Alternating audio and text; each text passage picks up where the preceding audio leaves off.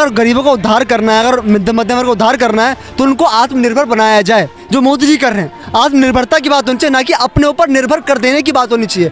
कांग्रेस अपने ऊपर निर्भर कर देने की बात कहती है कि आप मुझे वोट दो, मैं आपको 1 लाख रुपए हर साल। अगर ये लोग रिडिस्ट्रीब्यूशन की बात करते हैं, सबसे पहले कांग्रेस की पार्टी की स्वयं की इतनी संपत्ति है, चाहे कौन से जितने बड़े बड़े अधिकारी हैं, स्वयं गांधी परिवार की इतनी सारी संपत्ति है। अगर इनकी मानसिकता भी अगर साम्यवादी होती ना, अगर सोशलिस्ट होती, तो पहले अपनी संपत्ति को लोगों में बांटते, पर उन्होंने अपनी संपत्ति को बांटा है? नहीं बांटा है। राहुल गांधी ने भारत जोड़ो यात्रा करी, तमाम यात्राएं कर रहे हैं, तमाम सभाएं करते हैं, उसमें पैसा कहाँ से आता है? राहुल गांधी मेरे एक सांसद हैं। सोनिया गांधी जब सरकार में थी, तब वो भारत की दुनिया की अमीर महिलाओं में से एक थी, उनके पास वो संपत्ति कहाँ से आई? अगर आपने संपत्ति अपनी इकट्ठा नहीं करी, तो कैसे बन गई आपके पास? बात करो कितने मेडिकल कॉलेज बनाओगे, बात करो कितने यूनिवर्सिटी बनाओगे, बात करो कितने किलोमीटर हाईवे बनाओगे, बात करो कितनी इंडस्ट्रियां खोलोगे, ये बात करो ना। लेकिन इनको कुछ नहीं करना। ये 400 करोड़ लाख कहाँ से देंगे? और रह गई बात ये कि कहा जाता है ना कि कभी ना कभी, अभी तक इनको लग रहा था कि हमको बिना मेहनत की सत्ता मिलती जा रही थी, लोग वोट देते जा रहे थे। अब जब भारतीय जनता पार्टी अपना खून पसीना एक करके मेहनत करके यहाँ तक आई है, अब इनको लगा कि अब मेरी सत्ता गर्द में चली गई है, तो ये अपनी वास्तविक मानसिकता पब्लिक कर दी है। अगर नेशन फर्स्ट, राष्ट्र प्रथम नहीं है ना, तो उनके लिए कोई विकास की उम्मीद भी हम नहीं रख सकते। भारत की जनता, हिंदुस्तान की जनता, आवाम कभी उम्मीद नहीं रख सकती जिसमें राष्ट्र प्रथम, नेशन फर्स्ट ना हो। राहुल गांधी, मुझे पता है कि तुम्हारी नीयत में खोट है, लेकिन आज जो तुम जो ढकोसला दे रहे हो कि हम देश का उद्धार करना चाहते हैं, देश के गरीबों का उद्धार करना चाहते हैं, गरीबी खत्म कर देंगे, मैं चैलेंज करता हूं राहुल गांधी, तो आपके कैमरे के सामने बोलता हूं, तुम्हारे अंदर थोड़ी भी इंसानियत हो, थोड़ी भी गैरत हो, थोड़ा सा भी देश के प्रति सोचते हो, और जो कहते हो गरीबी मिटा देंगे, तुम ऐलान करो इसी चुनाव में कि हमारे माता जी की जो संपत्ति है, हम उसका जो है 80% देश के गरीबों को बांटने का काम करेंगे। ये चुनाव 1978 के बाद कभी जीते नहीं हैं। ये खाली इमोशनल कार्ड खेल के एक बार इमरजेंसी में जीत गए, 84 में सहानुभूति में इंदिरा गांधी मर गई, उसमें जीत गए। उसके पहले संजय गांधी के नाम पे जीत गए, उसके बाद ही राजीव गांधी के नाम पे जीत गए। उसके बाद से तो ये कभी सत्ता में आए नहीं। और मजे की बात ये जब भी सत्ता में आते हैं तो ये वही काम करते हैं जो संविधान विरोधी होते हैं। जहाँ भी जाते हैं हमेशा माइनॉरिटी की बात करते हैं, कोई मेजॉरिटी के बारे में बात क्यों नहीं करता है भाई? मतलब मेजॉरिटी क्या है, वो देश को छोड़ देंगे, हम लोग कहाँ जाएंगे? क्या लग रहा है ये जो कांग्रेस का मैनिफेस्टो है, इसमें जैसे मोदी जी का खुद का कहना है कि ये अल्ट्रा रेडिकल लेफ्ट जो है उनकी आइडियोलॉजी है, जिसको ये अपनी मैनिफेस्टो में लेकर आए हैं, क्या कहना आप? देखिए, जो मोदी जी कह रहे हैं कि ये जो साम्यवादी लोग हैं, कम्युनिस्ट लोग हैं, ये उन्हीं की विचारधाराओं पर ही आधारित है, ठीक है। जो ये कह रहे हैं कि किसी और की कमाई हुई वेल्थ को हम डिस्ट्रीब्यूट कर देंगे, ठीक है, वो नहीं होना चाहिए, ठीक है। क्योंकि अगर गरीबों का उद्धार करना है, अगर मध्यम वर्ग का उद्धार करना है, तो उनको आत्मनिर्भर बनाया जाए, जो मोदी जी कर रहे हैं। आत्मनिर्भरता की बात होनी चाहिए, ना कि अपने ऊपर निर्भर कर देने की बात होनी चाहिए। कांग्रेस अपने ऊपर निर्भर कर देने की बात कहती है कि आप मुझे वोट दो, मैं आपको 1 लाख रुपए हर साल दूंगा। ये कहाँ की बात होगी? ये उस मंशा को दर्शाता है कि आप जो है कुछ करेंगे नहीं। आप 2G घोटाला करेंगे, आप कोयला घोटाला करेंगे, आप कॉमनवेल्थ घोटाला करेंगे, आप आदर्श घोटाला करेंगे, आप बस तमाम घोटाले करेंगे और जनता को थोड़ा बहुत लुभावना पैसे दे देंगे और सत्ता खाएंगे। तो ये इससे देश का विकास कैसे होगा? इन्होंने कुछ बोला कि इंफ्रास्ट्रक्चर में क्या लगाएंगे, कितने रेलवेज बिल्ड करेंगे, कितने हाईवेज बिल्ड करेंगे, कितने एयरपोर्ट्स, ठीक है, कितने यूनिवर्सिटीज़, कितने कॉलेज, इस पर कोई बात चर्चा नहीं है। पर क्या कह रहे हैं कि 50% से अधिक जो है SC ST OBC का रिजर्वेशन का जो कैप है उसको आगे कर देंगे। वो करके क्या करेंगे? इससे समाज को तोड़ेंगे। कांग्रेस ने जितने साल भारत में राज करा है वो केवल इसलिए कर पाई क्योंकि जातियों को उन्होंने तोड़ा है, ठीक है। ब्राह्मण, क्षत्रिय, शूद्र, वैश्य, ये सब करा है, ठीक है। और वही वो फिर से उसको रिपीट कर रही है कि कास्ट सेंसस कराएंगे, जिसका जितना हक उतना करेंगे। अगर जितना आबादी उतना हक करना है, सबसे आबादी तो हिंदू की है, तो अब क्या?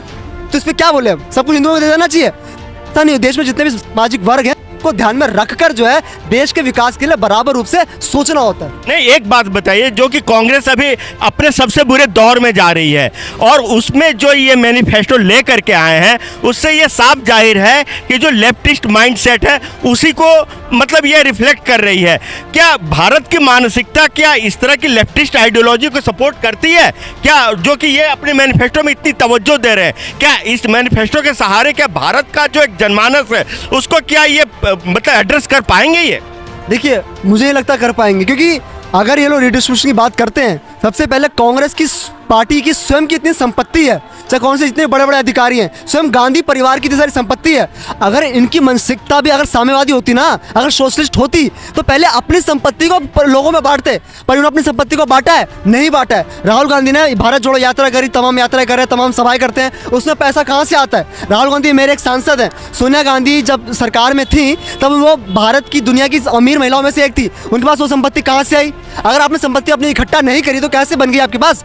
तब आप रीडिस्ट्रीब्यूशन की बात क्यों नहीं करते हो? ये लोग जो है रीडिस्ट्रीब्यूशन की बात बिल्कुल केवल जनता को लुभावने वाली बात कर रहे हैं। और मैं एक चीज़ और बता देता हूँ, साम्यवाद और समाजवाद में बहुत बड़ा फर्क ये भी है कि साम्यवाद कम्युनिज्म जो है लेफ्टिस्ट विचारधारा कट्टर वाली है, वो रीडिस्ट्रीब्यूशन की बात करती भी नहीं है, और समाजवाद इक्वल रीडिस्ट्रीब्यूशन की बात करता है, ठीक है। परंतु जो भारत जैसा समाज है जहाँ पे इतनी विभिन्नताएं हैं, ठीक है, इतने सारे समाज अलग अलग, ऐसा नहीं है कि कोई भी व्यक्ति नहीं चाहेगा कि उसकी जो गाड़ी कमाई है वो किसी और की दे दी जाए, ठीक है। जनता टैक्स किस लिए? फिर अगर आपको रिड्यूशन ये सब सोचना तो टैक्स सिस्टम किस लिए?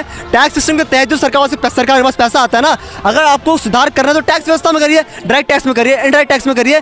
तो कांग्रेस जो है केवल जो है वो गलत दिशा में जा रही है, और जिस दिशा को कांग्रेस कह रही है ना, हम ये लेके चलेंगे, भारत की बर्बादी की दिशा है ये। क्या आपको लगता है क्या कांग्रेस के ये मैनिफेस्टो उनको सत्ता दिला पाएगी? एकदम मैं बता रहा हूँ कि ऐसा क्या है, जैसा भी ये जो 55 साल राज किए हैं, तो उस समय क्या था, देश हमारा आज़ाद था, कांग्रेस एक गिनी चुनाई पार्टी थी, लोग वोटते थे, चले चले चले, और इन लोगों ने जो कहा, आप बताइए, मतलब जो इंफ्रास्ट्रक्चर डेवलपमेंट है आज़ादी से लेकर के 2024 तक 90,000 किलोमीटर हाईवे, और मोदी जी ने 10 साल में 43,000 किलोमीटर बनाया, कितना बड़ा फर्क है। तो बहुत सारे IIT, बहुत सारे मेडिकल कॉलेज है, तो वही जो भाई साहब ने कहा, मैं इनका समर्थन करता हूँ बातों का, कि भाई बात करो कितने मेडिकल कॉलेज बनाओगे, बात करो कितने यूनिवर्सिटी बनाओगे, बात करो कितने किलोमीटर हाईवे बनाओगे, बात करो कितनी इंडस्ट्रियाँ खोलोगे, ये बात करो ना, लेकिन इनको कुछ नहीं करना। ये 400 करोड़ लाख कहाँ से देंगे? और रह गई बात ये कि कहा जाता है ना कि कभी ना कभी, अभी तक इनको लग रहा था कि हमको बिना मेहनत की सत्ता मिलती जा रही थी, लोग वोट देते जा रहे थे।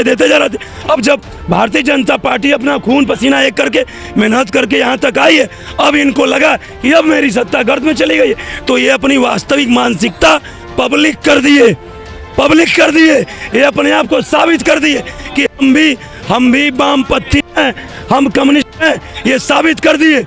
आप ये कह रहे हैं कि देश की संपत्ति पे पहला हक मुसलमानों का है। आप बताइए, क्या हिंदू, क्या जैन, क्या सिख, क्या बौद्ध, ये देश के नागरिक नहीं है? पहला हक किसी का नहीं है, सबका हक है, लेकिन ये कहते हैं पहला हक है। तो ये कहीं ना कहीं ये गेम कार्ड खेल रहे हैं कि कहीं ना कहीं किसी तरीके से कुछ हमारी सीटें बढ़ जाए, कुछ आ जाए, और इनको देना कुछ नहीं।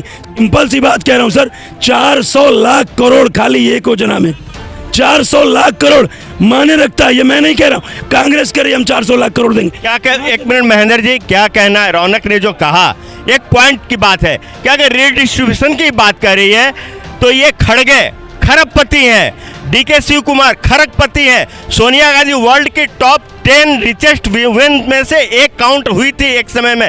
क्या ये अपनी वेल्थ का रीडिस्ट्रीब्यूशन करेंगे? क्या कहना है आपका? सारे पूंजीपति तो उनमें भरे पड़े हैं, नहीं, कहीं भी ये पहले करेंगे? बिल्कुल नहीं करेंगे। देखो, इसलिए तो बोलूँ ना, अगर नेशन फर्स्ट, राष्ट्र प्रथम नहीं है ना, तो उनके लिए कोई विकास की उम्मीद भी हम नहीं रख सकते। भारत की जनता, हिंदुस्तान की जनता, आवाम कभी उम्मीद नहीं रख सकती जिसमें राष्ट्र पसंद, नेशन फर्स्ट ना हो। और बीजेपी में और मोदी जी में नेशन फर्स्ट है, इसलिए विकास हो रहा है, और आने वाले टाइम में ऐतिहासिक फैसले लेंगे और समृद्ध भारत तरफ ले जाएंगे। 30 सेकंड अंतिम मैं कहना चाहता हूँ कि राहुल गांधी, मुझे पता है कि तुम्हारी नीयत में खोट है, लेकिन आज जो तुम जो ढकोसला दे रहे हो कि हम देश का उद्धार करना चाहते हैं, देश का गरीबों का उद्धार करना चाहते हैं, गरीबी खत्म कर देंगे, मैं चैलेंज करता हूँ राहुल गांधी, तो आपके कैमरे के सामने बोलता हूँ, तुम्हारे अंदर थोड़ी भी इंसानियत हो, थोड़ी भी गैरत हो, थोड़ा सा भी देश के प्रति सोचते हो, और जो कहते हो गरीबी मिटा देंगे, तुम ऐलान करो इसी चुनाव में कि हमारे माता जी की जो संपत्ति है, हम उसका जो है 80% देश के गरीबों को बांटने का काम करेंगे। क्या गरीबों की बात ही नहीं हो रही है? माइनॉरिटीज और स्पेशली मुस्लिम्स, वही कहा ना, गरीबों की बात होती तो भी कहीं ना कहीं से जायज थी। मैं वही कहा ना कि आप कह रहे हो कि हम मुस्लिमों को देंगे, आप कह रहे हो माइनॉरिटी को देंगे, लेकिन मैं कह रहा हूं कि आप जब कह रहे हो माइनॉरिटी को देंगे, आप कहो ना कि हम अपने हिस्से, अपनी प्रॉपर्टी का, अपने माताजी और अपनी प्रॉपर्टी का 80% गरीबों छोड़ो माइनॉरिटी को देंगे। तुम इतने भी माइनॉरिटी के बड़े पक्षधर बने हो, बड़े पैरोकार बने हो, तो पहले कहते ना, पहले अपने, जब किसी को आप कोई सुझाव देते हो तो पहले अपने उस पर प्रयोग करना चाहिए। पहले तुमको अपनी प्रॉपर्टी दो, पहले अपनी प्रॉपर्टी, मैं नहीं कहता 100%, मैं कह रहा हूँ अपनी प्रॉपर्टी का 80 नहीं 60% का ऐलान करो, लेकिन तुम 1%। अमित जी क्या कहना है, ये जो वेल्थ रिडिस्ट्रीब्यूशन की बात छेड़ दी है कांग्रेस ने, क्या ये वोट बैंक साधने की एक पॉलिसी है, मैनिफेस्टो है, या फिर वाकई में इनकी मंशा है कि देश में बिल्कुल जो अल्ट्रा लेफ्ट आइडियोलॉजी है उसको लादा जाए? देखिए, अब कांग्रेस के बारे में क्या बोलूं, ये जो आइडियोलॉजी पिछले 2 चुनावों से लेके आ रहे हैं, अगर 2 चुनाव कोई हारता है तो उसको एक बारी रीविजिट करना चाहिए। अगर एक्चुअल में मैं थोड़ा सा और पीछे चला जाऊं तो इंदिरा गांधी के मरने, ये चुनाव 1978 के बाद कभी जीते नहीं हैं। ये खाली इमोशनल कार्ड खेल के एक बार इमरजेंसी में जीत गए, 84 में सहानुभूति में इंदिरा गांधी मर गई, उसमें जीत गए। उसके पहले संजय गांधी के नाम पे जीत गए, उसके बाद ही राजीव गांधी के नाम पे जीत गए। उसके बाद से तो ये कभी सत्ता में आए नहीं। और मज़े की बात ये जब भी सत्ता में आते हैं तो ये हर वो वही काम करते हैं जो संविधान विरोधी होते हैं सर। अब जैसे इन्होंने, मैं पहला एग्जाम्पल दे देता हूँ कि पहला जो संविधान का संशोधन किया था वो शायद पंडित जवाहरलाल नेहरू ने 1952 में किया था, जब उनके खिलाफ कुछ पत्रिकाओं में लेख छपने लगे थे। तो उन्होंने पहला संविधान में अमेंडमेंट किया और ये कहा कि फ्रीडम ऑफ स्पीच जो है वो पूरी तरीके से नहीं होनी चाहिए। उसके बाद तमाम अमेंडमेंट करते गए। अब लास्ट एग्जांपल आपको दूंगा कि जैसे इनकी सरकार कर्नाटका में आई, इन्होंने 4% का आरक्षण संविधान के विरोध में जाके मुसलमानों को दे दिया था। ओबीसी को दे दिया। ओबीसी का ध्यान रखिएगा ये बात को, ओबीसी का कोटा काट के 4% वोट मुसलमानों के दिया। उसके बाद फिर भाजपा की सरकार बनी है, कोर्ट से इसको इनवैलिड हुआ है, कोर्ट से इनवैलिड होने के बाद उसको लिंगायत। अभी फिलहाल के लिए ये केंद्र सरकार ने इनसे जवाब मांगा हुआ है, कर्नाटक गवर्नमेंट से जवाब मांगा हुआ है कि ये पूरी तरह इलीगल है, क्योंकि मुसलमानों से ओबीसी और मुसलमान अलग अलग हैं। ओबीसी हिंदुओं में होते हैं, लेकिन मुस्लिम क्या है वो एक अलग रिलीजन है। तो ये कांग्रेस जब भी आई इसने हमेशा ये देश को बांटने का काम किया है। सैम पित्रोदा का बयान है कि हम क्या करेंगे, 50% प्रॉपर्टी लेकर लोगों की, मेजॉरिटी की माइनॉरिटी को दे देंगे। तो ये कितनी देश को तोड़ने वाली एक इनकी सोच है, जो कांग्रेस ने 60 साल तक यही किया है। चाहे वो चीन को प्रॉपर्टी देना हो, चीन को भारत देना हो, चाहे पीओके देना हो, कांग्रेस की देश को तोड़ने की नीति रही है। 60 साल में जो कांग्रेस ने नहीं किया वो 10 साल में भाजपा सरकार ने मोदी जी के नेतृत्व में देश को करके दिखाया है।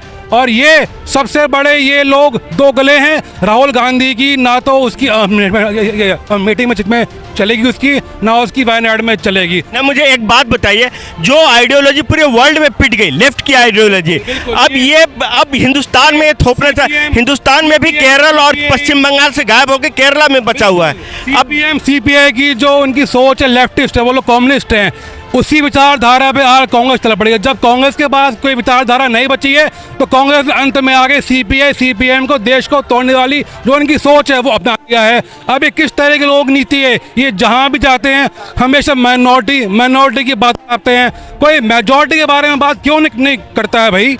मतलब मेजॉरिटी क्या है, वो देश को छोड़ दें क्या? हम लोग कहाँ जाएंगे? देश को तोड़ने वाली ये सरकार रही है।